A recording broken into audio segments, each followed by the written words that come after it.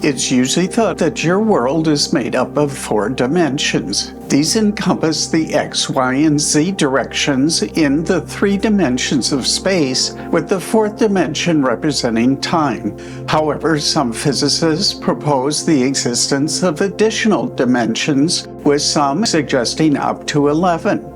In contrast, I argue that there are only 2 dimensions, the energy dimension and the mental dimension.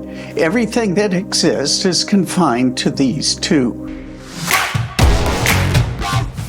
The universe comprises 2 fundamental dimensions, the energy and the mental.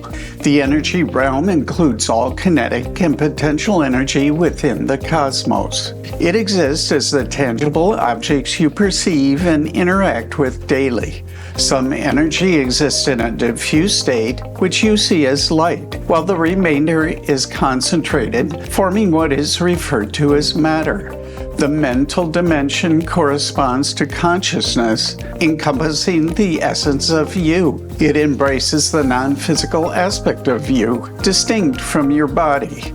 Not only do you exist within this dimension, but all self-aware beings reside there. This domain, similar to the energy realm, contains invisible ghost-like entities. You have no ability to comprehend the composition of an individual entity. You can only observe its interactions.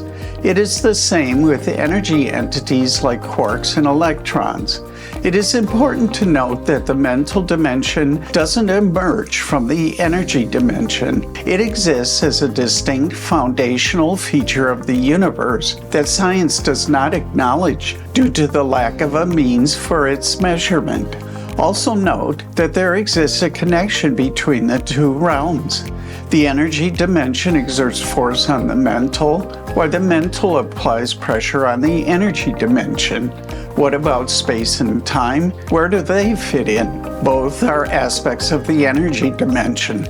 Time is our perception of the relative movement of these energy entities. Whether these entities are part of a pocket watch or are electrons resonating within an atomic clock.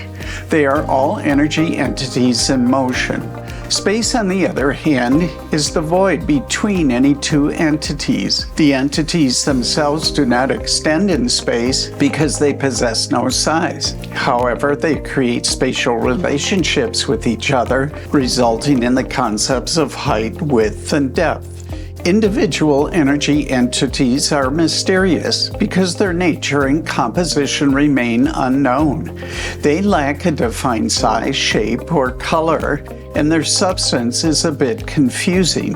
While it is understood that they are composed of concentrated energy, the nature of energy itself is elusive.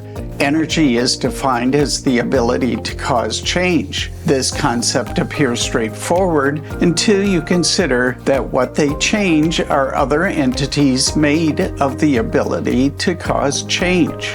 Energy entities are intangible and cannot be precisely defined. However, their properties can be elucidated by their interactions with other energy entities. They possess the ability to absorb discrete packets of additional energy and emit specific quantities as well. Where do the packets go? To other energy entities. Furthermore, the interactions between energy entities can be observed. They typically exert influence on entities within their immediate vicinity, but remarkably, they can also communicate with entities located across the galaxy. Thus, there is faster-than-light causal action, which means that Einstein wasn't right about everything. The influence of one entity on another varies in nature and intensity. For instance, consider the force of repulsion.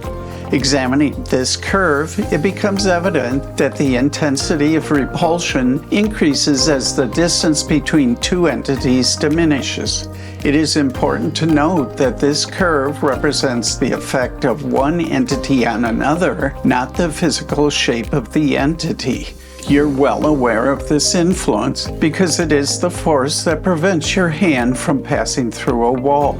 It also creates surfaces that you feel with the sensation of the countless repelling entities that make up your fingertips. Revisiting this plot, it's helpful to comprehend the complexity of the situation. It's quite likely that the entity's repulsive force manifests more as an undulating pattern. Also, the undulations are rapidly changing. Consequently, an average repulsion curve would fall into more of a blur. The entities of the energy dimension are significant because they exist between the entities of the mental realm. The energy dimension serves as the medium through which one mental entity is revealed to another. Here's an example of how it works. Your happiness in your mind exerts pressure on the energy entities of your physical body. These entities radiate your joy outward to another person through the interactions of countless entities in between. The energy entities of the other person's body receive this message and exert pressure on their mind, thereby providing information of your happiness. All of your experiences are the process by which your body's energy entities receive messages and exert forces on your mind in the mental realm. For example, your energy entities provide your you with information about the light of the sun on the horizon. Your mind sees the beauty of a sunset. I often think of the energy dimension as God's sandbox, where we learn about Him and each other. Within this sandbox, you have experiences that prepare you for Sandbox 2.0, a place where an entirely new realm of energy entities are governed by new rules. A world with unparalleled beauty and extraordinary interactions with others. Please click the thumbs up icon if you like this video. Also leave your comments and questions below. Until next time, remember humility, thanks, and joy.